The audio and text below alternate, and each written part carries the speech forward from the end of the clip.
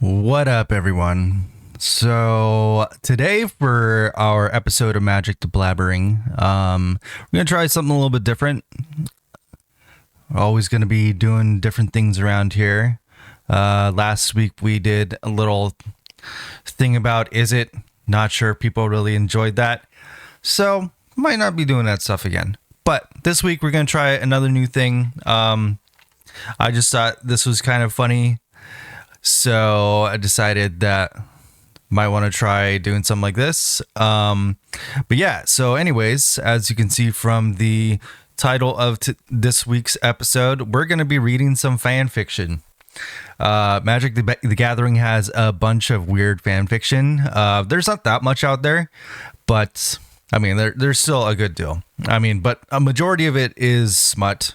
So I have had to sift through a lot of stuff in order to find adequate material for this.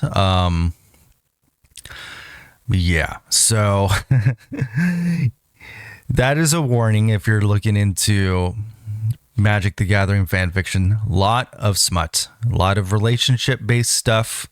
I found a couple things here this week, so we could read some of it, have some fun, whatever. If this is something that interests you, please let me know, because I can keep doing this kind of stuff. This will be fun. But yeah, I thought this might be funny and fun for anybody out there who's watching, listening, etc.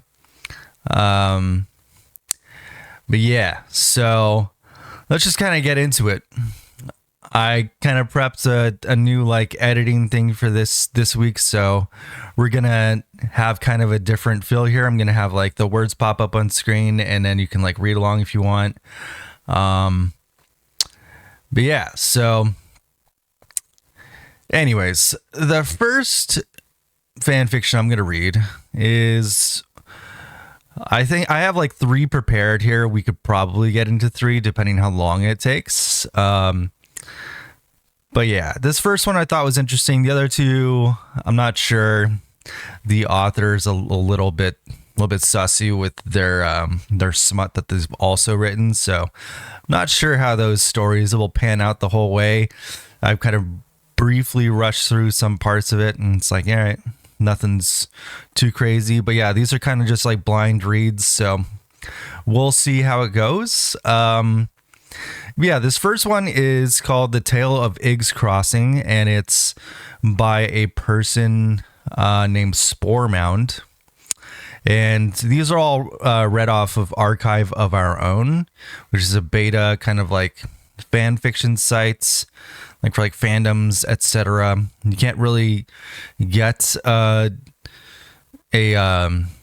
account without being approved. Like you need like an invite or whatever, so it's really hard to get in contact with these people.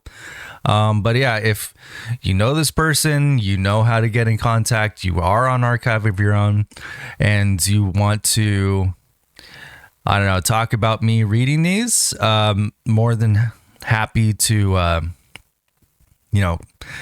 see what we could do about that. But yeah, for the most part, I'm just going to be reading these, and I'm going to be linking all the stories in the descriptions here, so you will be able to read them.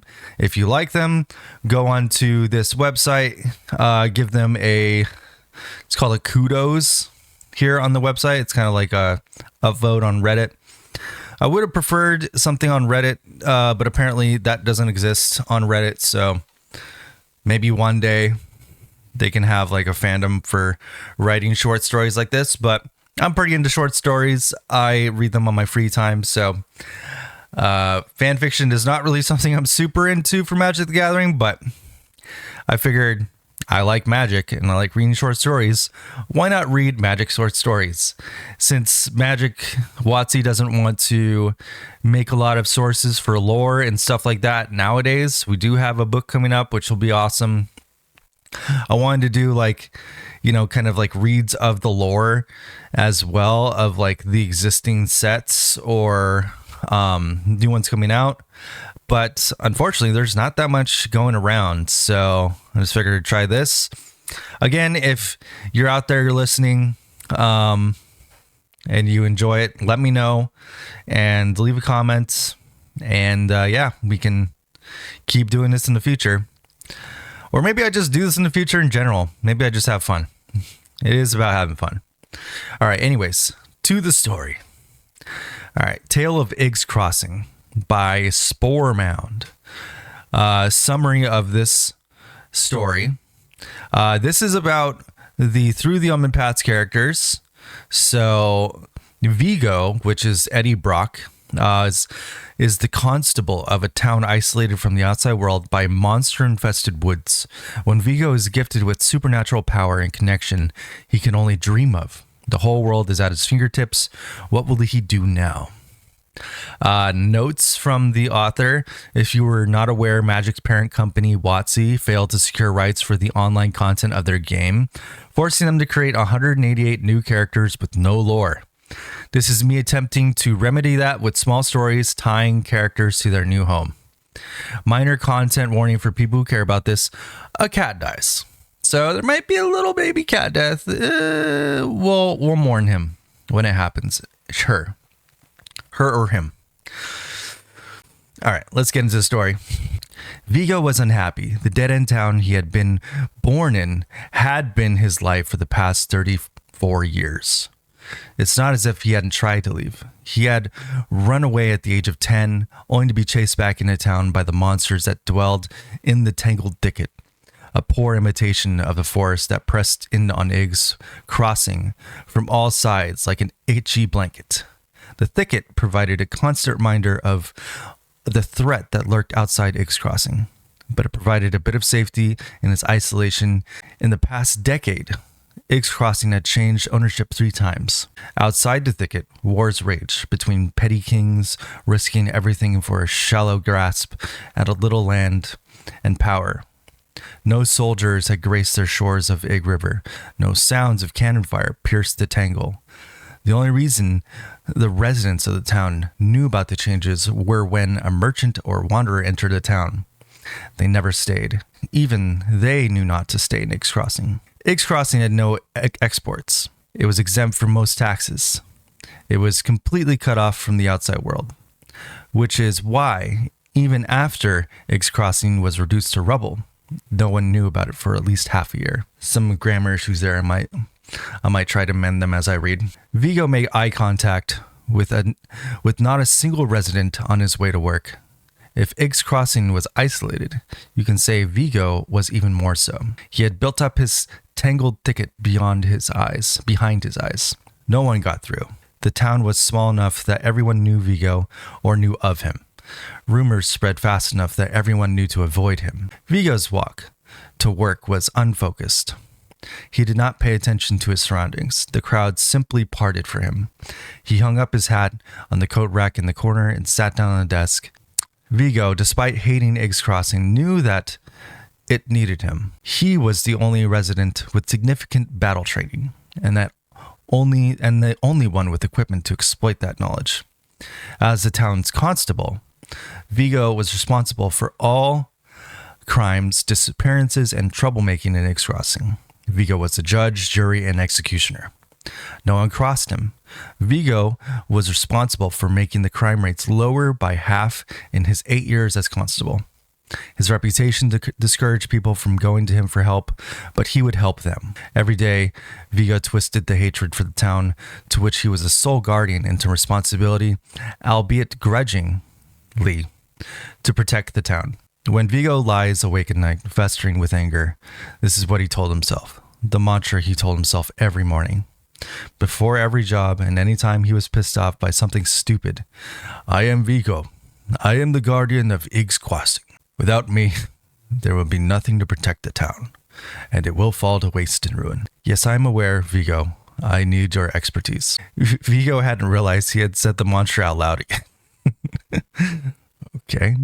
He also hadn't realized that in the meantime, someone had walked into his office. I'll assess the damage. Explain to me the problem on our way over there. The woman who had come bearing a job was raggedy. A shawl draped over her shoulders was fraying in quite a few places. Her back was hunched and her face gone knobbly with age. She's a little knobbly. Vigo, for the life of him, could not bring up the desire to care about who she was or even remember her name. Though he knew he had been told it before. Who cares? Just somebody who I hate in a place I hate. Okay. Vigo did not have the capacity for these kind of things. The woman led Vigo out of his office and down the cobbled street. The street did not have a name. It was easily identifiable by being the only paved street in Niggs Crossing. It was another symbol of Vigo's status that his office was on the central street of all places. The woman led him over the bridge that was the pride and joy of Niggs Crossing, if anyone bothered to ask. The bridge over the rowdy Egg River to which the town was named. The bridge, of course, was also called Niggs Crossing. Oh, and it had been there before the town.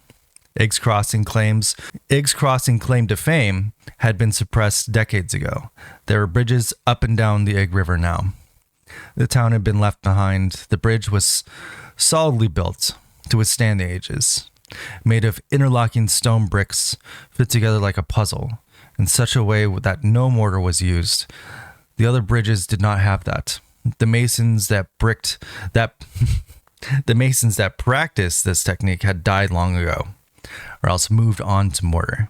It was more cost efficient. During the walk, Vigo managed to remember the woman's name as Tori. Oh, so now he knows her name. He was still unsure whether the name was given or a family name.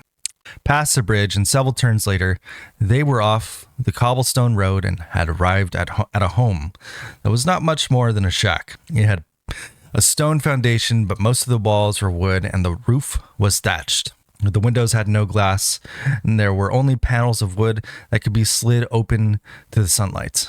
The house was typical for Niggs Crossing, though the houses of wealthier citizens were bigger and more structurally sound. Vigo did not gloat that his house was stone, but he valued stability in difficult weather. "Explain to me the problem," Vigo commanded as Tori pushed the door open for him. They had walked in silence just as Vigo liked it. As the problem was not obvious when they entered the house, Tori had to lead him to the wardrobe, falling apart at the seams. "The problem is my cat." Tori pointed at the thin gap between the wardrobe and the ceiling, and the small hole that the cat had clawed to get out. Curled into a ball at the top of the wardrobe was Tori's cat. It had dense fur, black as pitch, matted in several places, with a substance Vigo recognized, but Tori seemingly didn't. It was blood. Vigo reached up to the top of the wardrobe, a height too great for a small woman next to him, but more than manageable for Vigo. 6'4", monster of a man. Vigo, with a delicacy though impossible for his thick, hairy arms, picked up the cat from its perch and inspected it for damage. With a closer look, the cat was dead. Oh, poor kitty. I also have a black cat, so that's sad. Had been for at least a day. It had gashes in both its flanks and its eyes were shut. 07 kitty. Vigo's assessment was that it had been gravely wounded and retreated back to the place it felt most comfortable, the spot above this wardrobe. Vigo had his back turned to Tori and was just figuring out a way to deliver the bad news when something strange happened. Beginning at Vigo's elbow and ending at his fingers, where they were absent-mindedly stroking the head of the dead cat, something emerged, a ripple of dark stone. Maybe slate or obsidian silently burst out of his arm. It delivered a pulse of inky energy into the cat, then retreated back into Vigo's flesh. The only sign it had been there was a smearing of charcoal dust along the ridge of his forearm. Vigo did not react. He had learned to keep his cool in the face of such strange things. Tori didn't react. Okay, so they're just sitting there watching this symbiote kind of thing happen. Okay. Vigo's back was turned and the old woman's eyesight must be failing, but the cat reacted. It opened its eyes and let out a low purr. Oh, cat's back. 07 cat, you're alive. Vigo continued stroking it on the cat's flank where there previously had been a deep cut revealing pink flesh. There was only a blackened scar tissue. The cat leapt out of Vigo's hands and trotted happily back to Tori, head-butting her shin as it went. Vigo uttered the first words he had said upon entering the house. "It appears your cat's fine, miss. It looks like it cut itself on some briars or something while it was out on an adventure. but those cuts have since scabbed over. Tori, relieved, responded, "Oh, he's fine. I was just worried then. He was up on the top of the wardrobe sleeping much longer than he usually is." Don't tell him. Don't tell him, Vigo. "Your cat is getting old, miss." It was decidedly non-traditional house visit for Vigo. He suspected Tori only needed someone tall to get the cat down. Vigo was undoubtedly the most expensive of options to get that task done, but in his confusion about whatever he had done to the cat, he had forgotten to collect his pay. Vigo returned to his office and spent the rest of the day uneventfully. Vigo cast a large shadow on the town, not just because he was physically massive. Years of battle training in the army of the nearest petty king had built Vigo up like a solid base of muscle. Large man, and his sheer size made him unshakable. His clothes amplified that figure, thick furs and leather, metal breastplate and helm in dire circumstances. The summer heat had caused him to roll up his sleeves, but that had added the effect of showing off his meaty forearms. Okay, I guess you got meaty forearms. When Vigo returned home from work that night, he could not stop thinking about what had happened to that cat. It was unlike anything Vigo had seen before. Such an anomaly that it must stand out, but an anomaly that must be kept secret. Because at night, Vigo remembered something. When he ran off into the woods as a child, he had met things in a thicket no one else knew about. The memories were fuzzy. Time will do that. But the volcanic rock on his arm called to the surface a memory long forgotten. It struck Vigo with a piercing clarity. In the woods, there was a spider so large it blocked out the sun when it loomed over Vigo. A spider with a purplish underbelly. A spider made of black rock that shifted under its weight, becoming more like pottery clay.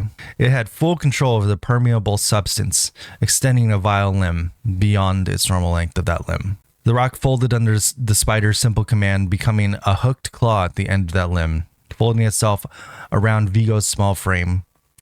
The claw became a cage from which Vigo dangled, suspended as the spider inspected him. Its eyes were a glassy purple, 8 of them. Even as more winked open from the rock of its head, all were focused on Vigo, analyzing what he could do, what he could become, whether that was a meal, a protege, or a weapon. The spider evidently chose one of them, though the modern Vigo, the one remembering this incident, could not identify which. And then another limb emerged from the spider's massive form, the end which became a needle. As it approached, Vigo scurried to the farthest edge of the cage. The cage responded by tightening, becoming a straitjacket and flipping Vigo upside down, dangling from the limb. The needle connected with Vigo's shoulder, inserted itself into the flesh. There was no pain. Terror had replaced it. And then the flashback disappeared as quickly as it came on. Vigo was himself again, lying in his bed, staring at the ceiling. He processed the reemergence of this memory. His brain must have blocked it out to protect him. Why, in that case, had it resurfaced now? Probably because he injected that cat with a bunch of symbiote, and this, I'm guessing this is Egrix, inserting symbiote into Vigo. All right, continuing on. The stranger arrived in the town next day, appearing from the tangled thicket. The person wore a thick cloak, the hood obscured their face, and carried a greatsword that had been cut in half, cleanly by some force 10 times as strong as his shoulder. They shambled into their own defeat, nursing injuries they must have sustained a while ago. No one came to Iggs Crossing for medical attention. They were probably making the longer journey to one of the greater cities nearby. How they had made their way through the pathless, monster-infested forest, they did not say. The one thing they did say, meeting the stranger they found, was, "Direct me to the one known as Vigo." Vigo had gotten around 3 hours of sleep that night, but tapped into a secret stash of adrenaline he didn't know he had when he heard about the stranger. He was warned by the townsfolk that a mysterious stranger was looking for him and would be arriving at his office shortly. Vigo needed to prepare. Whatever this was, it was unusual and serious. As far as Vigo knew, no one outside of Iggs Crossing knew him or of him. This stranger, in order to task him by name, would have needed to hear it from one of the merchants or guess it. Vigo had to scare away gossipers to clear a path for the soldier, who he gestured in his office wordlessly, slamming the door behind him. The stranger's hooded cloak parted to reveal a sturdy through frame. They were rich enough to afford a metal breastplate and soldier's gear, including a wide belt and a leather soldier's skirt, serving for armor. I will say this guy's writing is a little bit redundant and wordy, so I'm like having to like sift through some of this like redundant language. He says like the proper name of things way too many times when these could be a lot of pronouns, and yeah, so it's a little hard to sift through some of this stuff here. A lot of listing of things.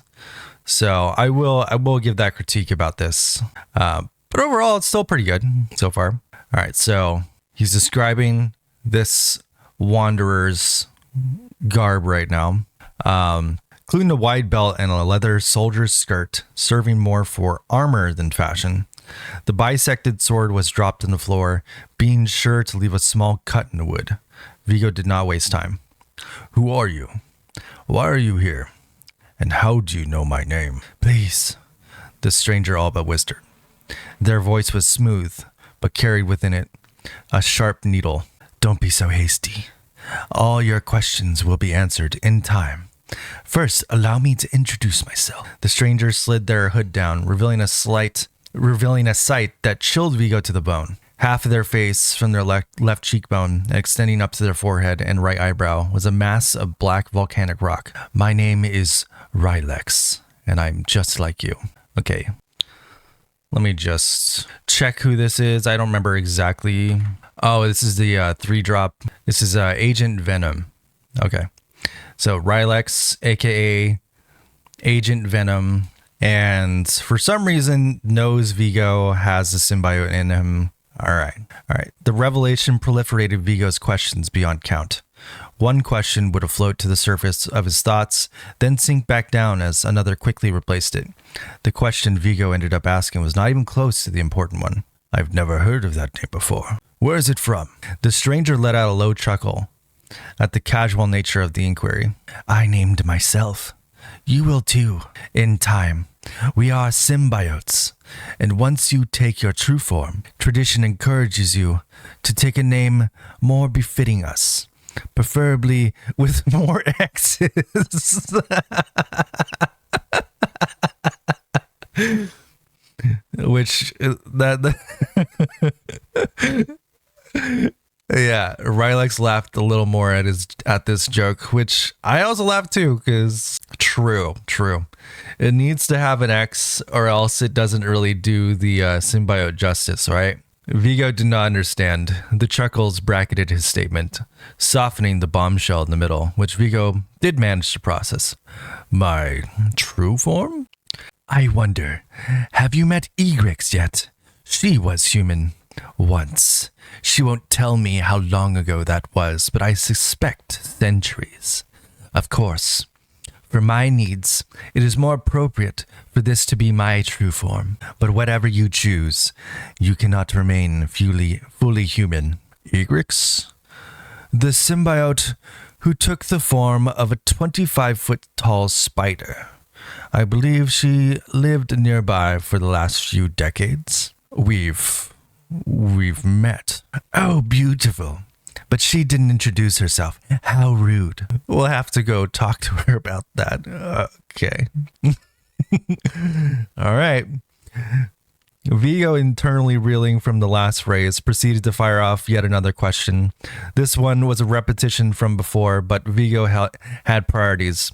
How do you know my name? Tethix told me when you used your power for the first time. I'm so glad to meet another somewhat human symbiote. Tethix, before he died, was a 100-foot-long crocodile. Edrix, I told you, is a spider.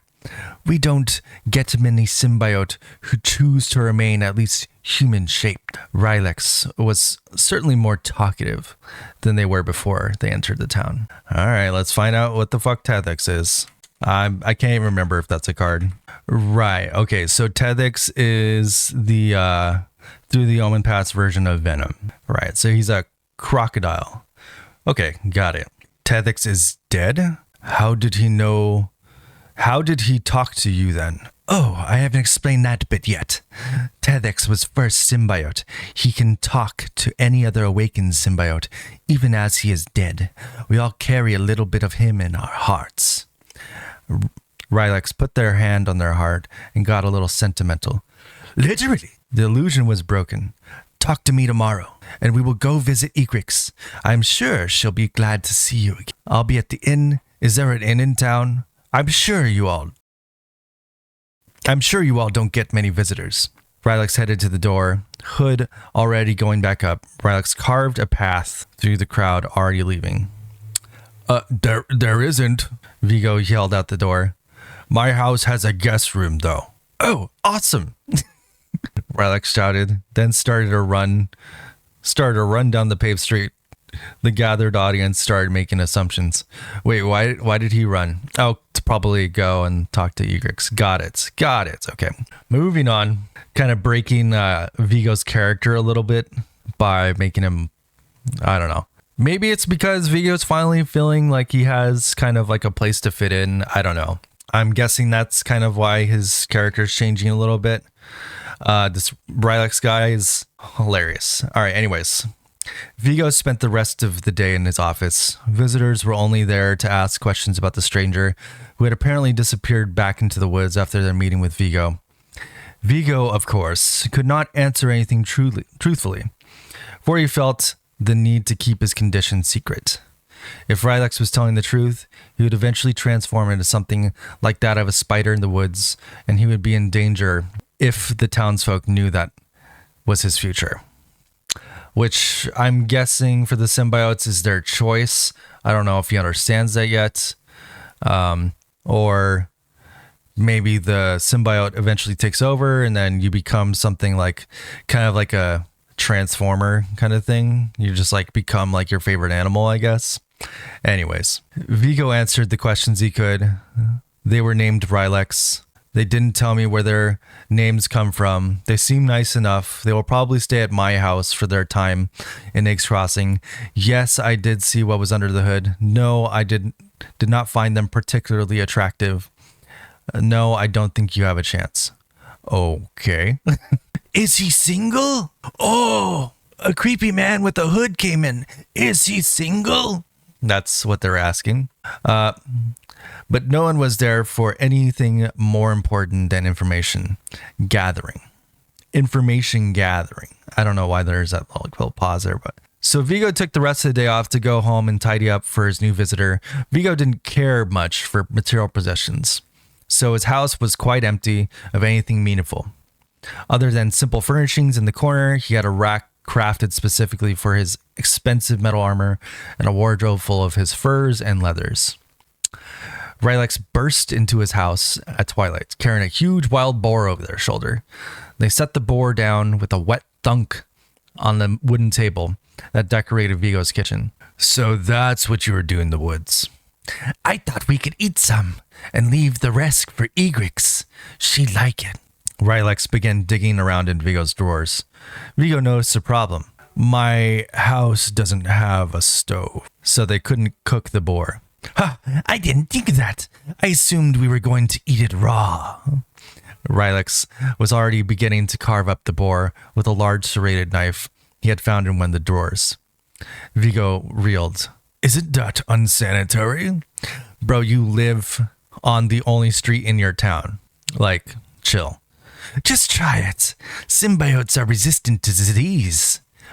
Rylex grabbed a fistful of boar's flesh, tearing it with the black rocky claws that had emerged from their fingers. As Vigo watched, Rylex grew some symbiote fangs and bit into the chunk of flesh. The boar's blood seeped through their claws, dribbling onto the floor. Though a mouthful of food, Rylex said, And besides, it tastes better this way. Vigo, appearing hesitant, was grabbed by the arm by the symbiote. Guided by Rylex, Vigo's hand was thrust into the boar's innards. Vigo watched in horror. as reflexively his own hand was twisted by his affliction into long, bony claws. They cut from the flesh like a knife through butter, carving a flank into a bite-sized morsel. Vigo picked up the morsel to inspect it. He enjoyed meat, but always had savored cooked meat. Rylex, having withdrawn their hand, encouraged Vigo to continue.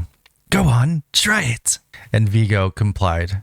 Rylex was right, it did taste better. Rylex went to bed in Vigo's guest room, and Vigo slept soundly, in his own bed for the first time. The red meat had lulled him to his sleep in a way he hadn't quite experienced before. Or maybe it was his first conscious use of his symbiote powers that exhausted him. Either way, he was asleep before he could even process it. The next morning, Rylex was still sleeping like a log, but Vigo was up at his usual time. He began his walk to work with the intention to put up a sign that said he was taking the day off from work. As he walked, he got a few strange glances until someone finally told him what was wrong. You got a bit of charcoal dust on your forehead, was the comment he got. This immediately reminded him of the taint the use of his powers to revive the cat had given his arm, which had still not faded. He decided to grab his fur hat from the office to cover up the mark for the rest of the day. Besides that comment, the trip and to and from his office was eventful. By the time Vigo got to his house, Rylex was fully awake again and digging into the boar from last night. Vigo opened the door and Rylex looked up at him like an animal caught in a trap. Vigo realized if it had been anyone but him opening the door, it would have been grounds for an angry mob to chase the stranger out of town. It didn't happen often, but when it did, it was the most interesting thing to happen that month. Rylex also had another reason to be scared, for the boar was little more than a carcass now. Vigo, on the other hand, remembered because now there was not enough meat to give Egrix. You realize now that we have to find another boar. Rylex processed this, mumbled a weak, yeah, and then turned back to the boar, breaking a rib in half with their symbiote claws to slurp down the marrow. Okay, bro. Chill. Vigo edged his way along the room to the cabinet, where he started to prepare himself a breakfast of jam on bread. Rylex continued eating. So, Rylex said, when they were done with their silent meal, what are you going to do when you fully transform? Being a symbiote gives you so much power, you shouldn't squander it. In truth, Vigo hadn't thought about this before.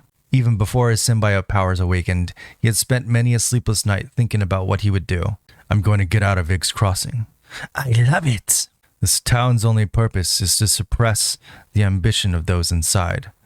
I've spent years at the top of this town, and there's no place to go. The people here are restrained to eke out an isolated way of life. Maybe an absence of their protection will force them to move somewhere else, make their lives more productive. I already agreed with you. Yes, but first I would like to meet Egrix again. All right. Rylex put their hood back up.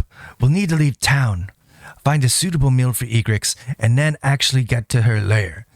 Heading due west over the Ig River should get us there by sundown. We'll probably need to spend the night in the woods, but that's fine. We're monsters. We can hunt and kill as is our right. With this last bit, Rylex smiled, showing their black fangs dotted with pockmarks and covered in blood from the grisly breakfast. Seeing Vigo's revulsion, the teeth reverted back to human. It's funny. This guy just kind of like moved in. It's like, we're friends now. They left town with little fanfare. Most people already getting to their jobs. The tangled thicket outside of Yg's Crossing was dense with foliage.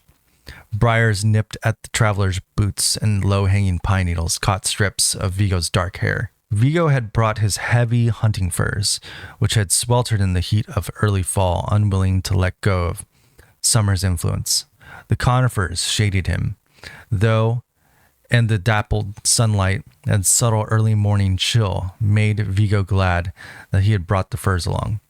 Assuming that that was a short, non-combative day trip, Vigo had left his armor at home. I don't think he'll need it now. He can just, go Venom mode.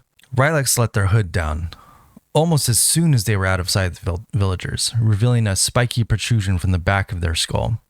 Rylex's hair, at some point in their transformation, had solidified into rocks that formed jagged peaks moving up and 2 Rylaks left, along the same axis as with their face of sculpted stone. At some point, Rylaks let out a holler and leaped almost 10 feet in the air to crash onto a branch of one of the twisted trees, breaking dozens of twigs in their path and sending them spiraling to the ground. The branch shook under the weight but didn't snap. The symbiote stone was obviously not as heavy as the dense rock. What are you doing?" asked Vigo, craning his neck to look at his companion. "Scouting for prey." Rylaks did not turn to answer, just continued looking off into the brush. Your noise probably scared off anything worth giving to egrets." "It wasn't that loud." Rylaks' mouth did something strange after they gave their rebuttal. It twisted and extended from their face, making a shape similar to a twisting ram's horn. Rylaks held the black spiky instrument with both hands, breathing in deeply, and let out a sound louder than anything Vigo had heard before. The noise rattled through the underbrush, and as startled birds took flight, the sound had its desired effect. Lumbering through their path in the underbrush came a bear. Vigo had been compared to a bear by admirers seeking to pierce his shell. This bear was unlike anything Vigo had seen before. Its fur was matted with age, containing several twigs that had been caught. Portions of it had amassed moss and weeds, and its eyes were mist at midnight. It was more than twice Vigo's size, with muscles rippling under its thick coat of brown fur. Scars dotted its sides from years of battle. The bear took a moment to stare at Vigo. It hadn't noticed Rylaks yet. "A dire bear, probably dozens of years old. Other than its size, strength, and incredible intelligence, is just a normal bear. Probably a good match for you. Have fun." With that, Rylaks leapt again, landing on a branch much higher up on the tree, a good spot to observe the standoff. The bear didn't notice Rylaks' movements at all. The bear stood up on its hind legs, towering over Vigo.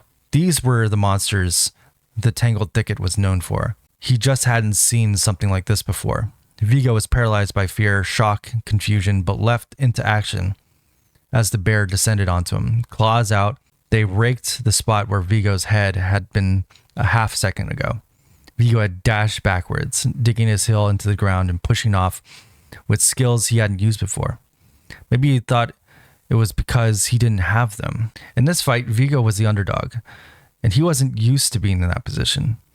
When he had been defeated in battle, he had studied his opponent's tactics and adjusted for them. He knew how to beat this bear, use its size and might against it. Vigo danced backwards as the bear advanced, careful about its movements. He purposely pinned himself between the bear, already picking itself onto its hind legs, and a thick tree. As the bear reared back for a swipe that would dash Vigo's innards into the rocks, Vigo jumped up and kicked in the chest. The bear was off balance in preparation for its strike and staggered backward one half step, creating another opening for Vigo. He kicked it again in the knee. He had noticed it favored the knee during the chase and targeted that for that reason. Oh, he's got a little bum knee. The bear stumbled again, this time falling back on onto all fours. In this fall, it finally attacked again at Vigo, but another jump got him safely out of the way.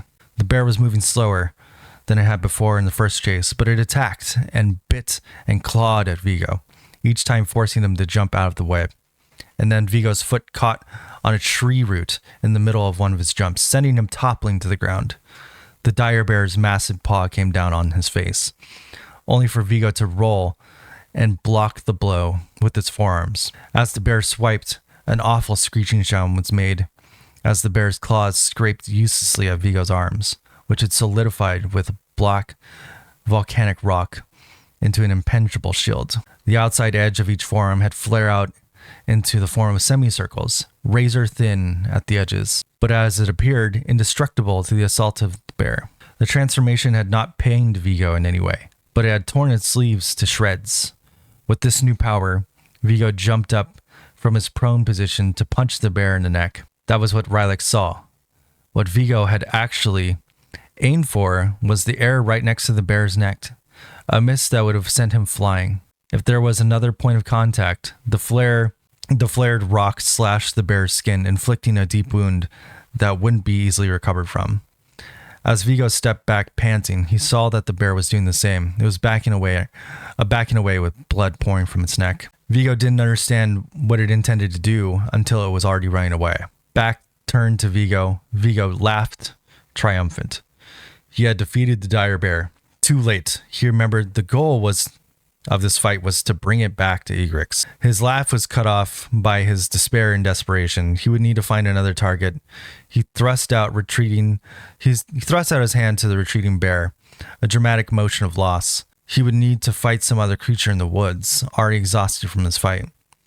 Then, as he watched Vigo's palm generated into a black spear point, it flung itself from Vigo's hand, leaving behind a black, oily cord substance, connected it back to its source. The dart flew through the underbrush, cutting through boughs of trees and finding its mark. From maybe 40 feet away, the dart buried itself into the skull of the bear, dropping it dead on the spot. So he has a scorpion spear now. He just went, get over here to the bear, and he did it. He did the thing. All right, so now Vigo's scorpion. Okay. Vigo panted and collapsed backward onto the damp earth. Their fight was over. He had won. The adrenaline gave him a rush that overcame the exhaustion. Rylix jumped down from the tree, their boots leaving shallow impression in the soil in front of Vigo's head. Nice work. You could have helped. Vigo went back to heavily breathing. Rylix leaned over to make eye contact with Vigo's horizontal form. If I helped, would you have learned how to make these wings or that dart? Describing the semicircles along Vigo's arms as wings was incorrect in the sense that he could not fly, but they resembled the wings of a bat in their construction. No, but I'm not sure I could replicate either. Prove me wrong. I'm going to pick up the bear, and by the time I'm back, I expect you to be able to shoot another dart at that tree. Rylix pointed at the nearby tree that became Vigo's target. By the time Vigo had stood up, Rylix was already picking up their way through the brush, cutting through it with one of their hands, which had been transformed itself into a machete. Vigo aimed his hand at the tree, holding out his palm, bracing with another hand, but no dart came out. Vigo focused, no dart came out. Vigo raged and stomped the ground, and no dart came out. He refocused, thinking about what might have happened that triggered the dart. He was scared he would have to do it all over again. He was upset. He channeled his anger at the tree, and before he knew it, the tree had become riddled with darts like a porcupine. Okay. So now you're just like rapid firing darts out of anger. Got it. So anger is the trigger. Vigo and Rylix took turns hauling the bear through the woods Rylix was familiar with. They continued in that way for a while.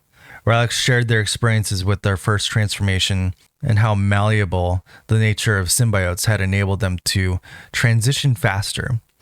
They showed Vigo a few strategies as well, but other than that, the journey continued uneventfully. At sundown, just as promised, the pair arrived at a hidey hole. Okay, a hidey hole, huh?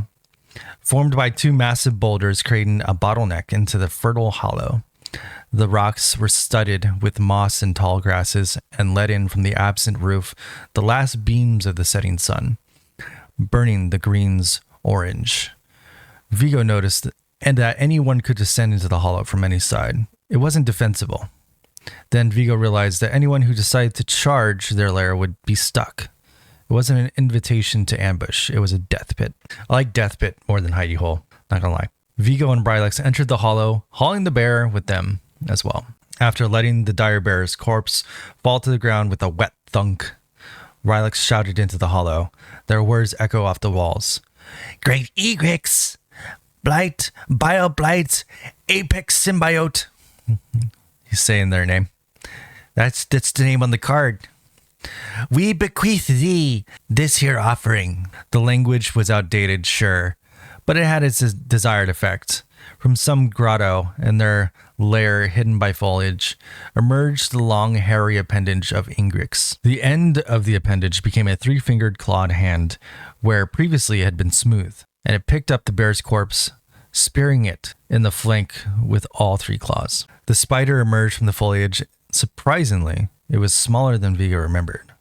Of course, he had also doubled in size since then. Hello, Rylix, accursed soldier. Hello, Vigo, enforcer of Ig's Crossing. The spider did not speak. It just made itself understood in a way incomprehensible to Vigo, uninitiated. What's with the tithes? Vigo whispered to his companion. Just roll with it. Pleasure to meet you again, Vigo. Vigo, I wonder why you came here. Egrex's voice was resonant, echoing. In Vigo's mind, through the critters, the forest had no reaction. He comes for power, my lord.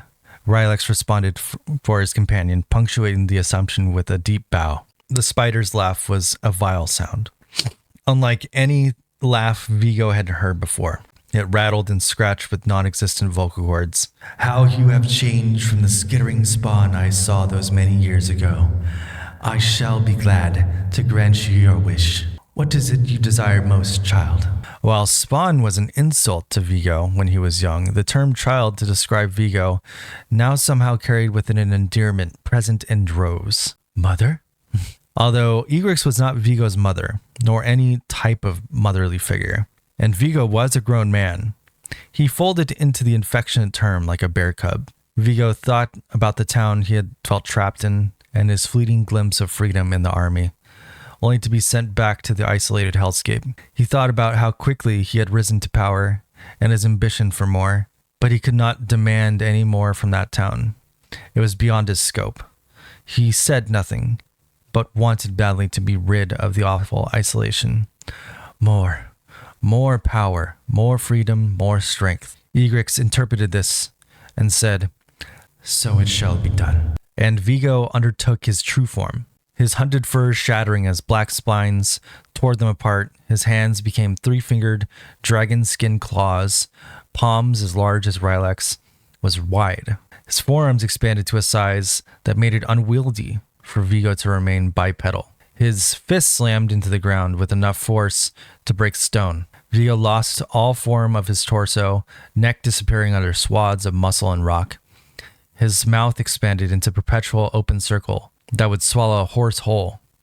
His face became a mass of jagged, pointed edges as he lost all facial features in favor of the all-consuming mouth. His eyes winked open into his new form as black voids segmented infinitesimally like small flies. If evolution had advanced that fly a few 100 million years, the change was not entirely painless. Vigo felt it all as his insides reorganized themselves to make room for his larger size. His veins took a second to expand to meet the demand for oxygen this new form required. His lungs became balloons, his heart divided into two to function more effectively. All the little inefficiencies that had come along by virtue of humanity had faded. Vigo was now perfect. When the pain subsided, Vigo looked down on Rylix, whom he now towered over, and Egrex, who he had now exceeded in size by only a few feet. Vigo was now maybe 20 feet tall to the tip of his head, even in his semi-quadrupedal form. Rylix's fear showed in their face. They trusted Vigo not to squash them, but took a few hesitant steps back. They said nothing, too shocked to respond. You have attained your true form. Take your revenge. I only ask that you not bite the hand that feeds you. For I spent time and energy creating you, and I would fain to see it wanted on a corpse. Vigo could now hear Egrex's voice clearer than they had before. The fog was gone. Vigo could also tell that these were anything but empty threats. Rylix chose the easy way out, speaking directly to Egrex instead of their mutilated friend. Is this normal? Egrex responded with another question. Who made you, my dear? Skivix. Skivix is one of my brood. I am glad to see he is advancing our species. The tone of the sentence was just condescending enough to insult Skivix's power without insulting Rylix as a result.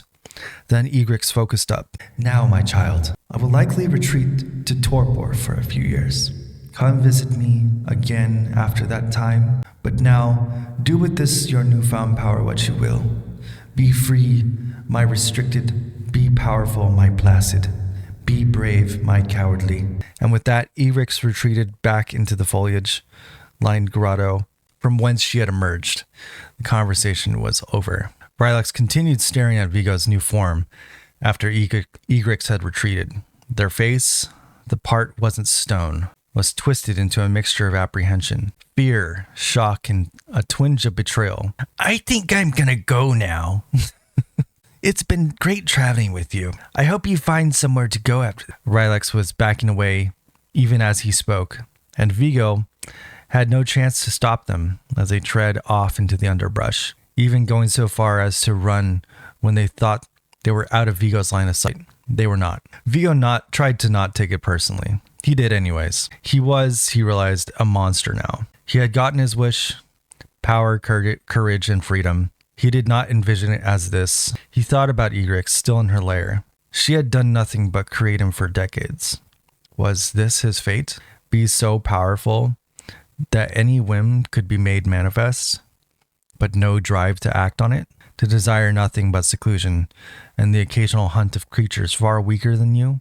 To have no challenge? No. Vigo would not submit to that existence. It was what he had done in Yg's Crossing before, and he would do that now. He would burn brightly and make sure people know of him, make people fear him. Becoming this new creature required the destruction of my human body, Vigo thought.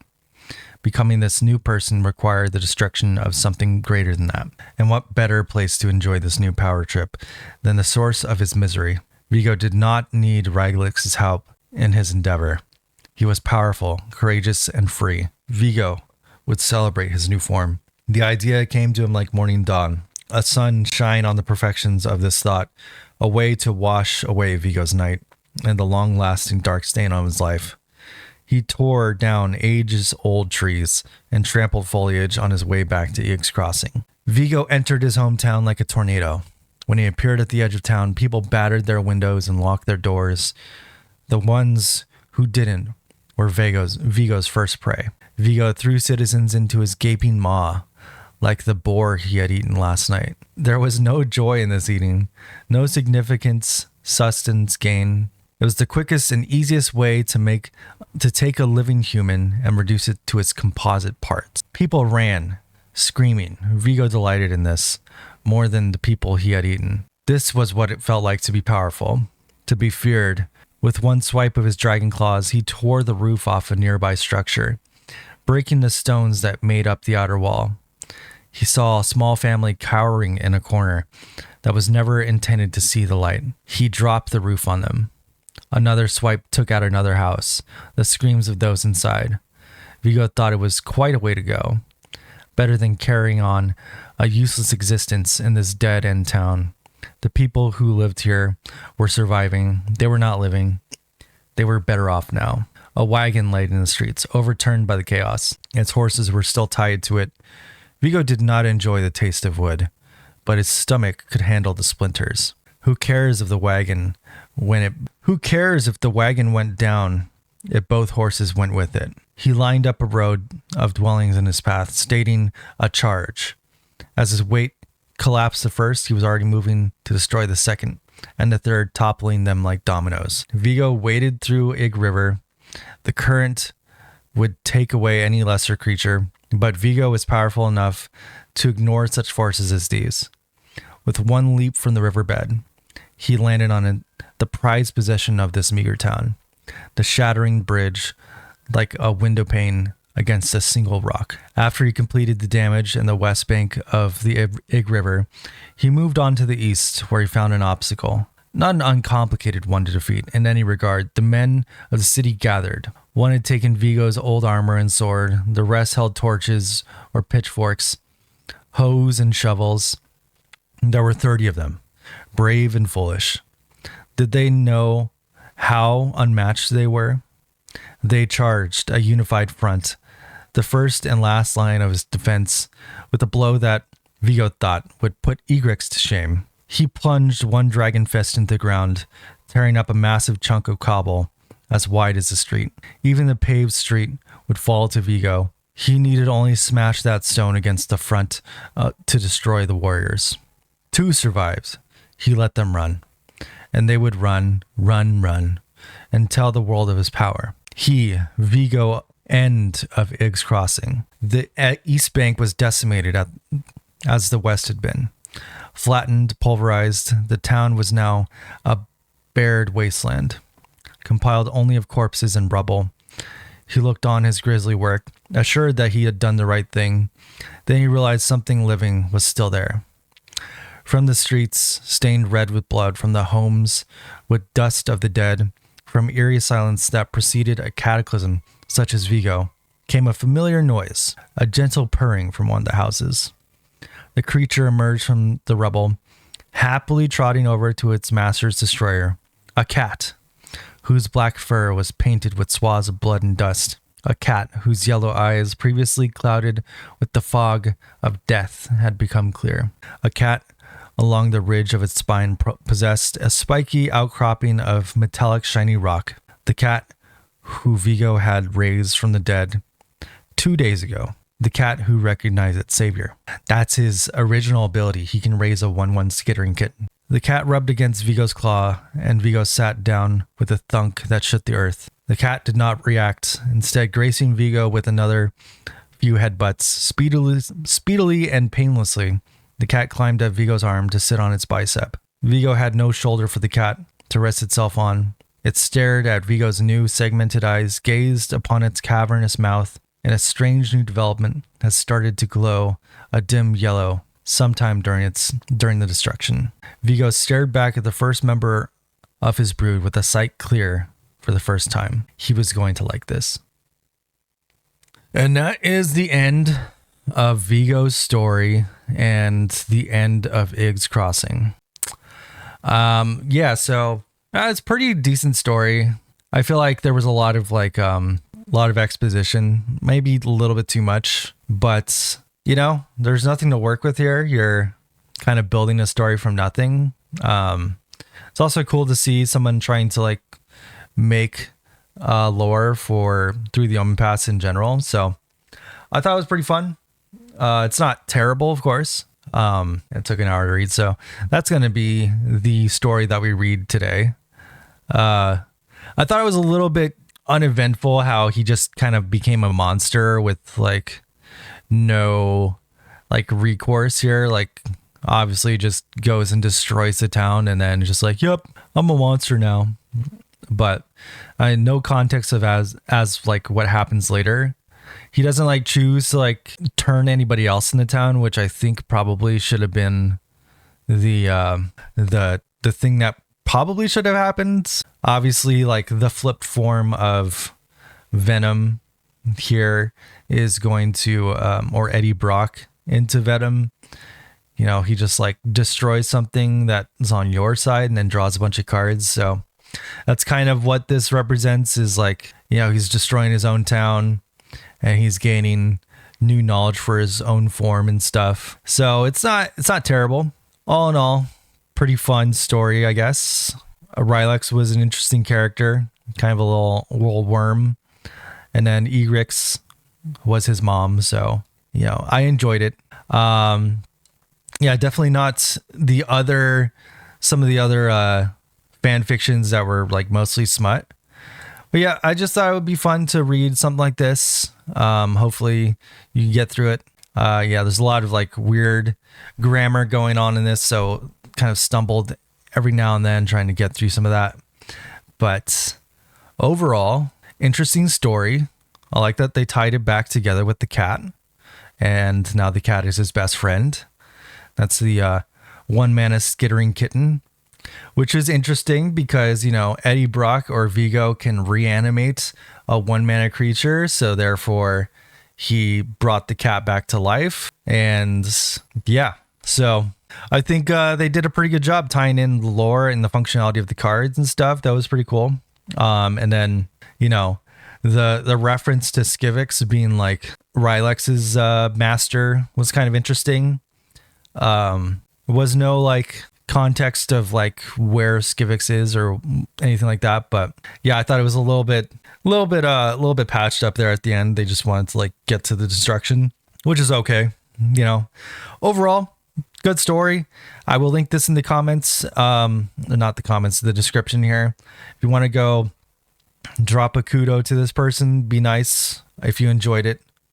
And yeah, thought it was a pretty good story. And if you enjoyed stuff like this, or you want to hear more of my filtered versions of these fan fictions, let me know in the comments. Leave a like, and just, yeah, let me know if you like it. So really goes a long way to drop a like on it, so I understand that people are enjoying it. Or, you know, because I don't really see any content like this on YouTube. It's mostly just like, well, personally, I only do brews and talk about standard, etc., which I'm probably gonna start doing some more Pioneer content pretty soon here, just because it's what I want to do. And yeah, so means a lot if you could tell me you liked it or leave a like, and then I'll know whether or not I should do this again. Anyways, appreciate y'all. I will see you soon. And yeah, have a great week.